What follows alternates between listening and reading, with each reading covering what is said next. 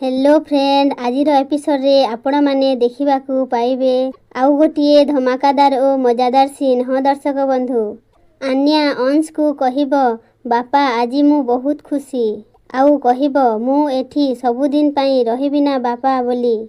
अंश कहिबो आन्या को एबे आमे 4 जण जाको एबे बहुत बड़ हाथी फैमिली भलिया एकाठी रहिबा।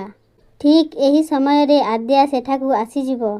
अनी आद्या को देखिकी कहिबो मामा तम आउ बापांकर फ्रेंडशिप होई गलाना बोली। आउ से कहिबो एबे तमे मते छाड़ी कुआडे आउ जीवनी तो।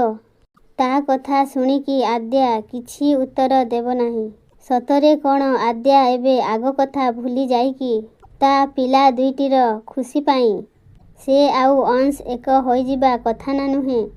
आपण माने कमेंट सेक्शन रे जणाई देबे। भिडियोटी भलो लागिथिले लाइक करि देबे।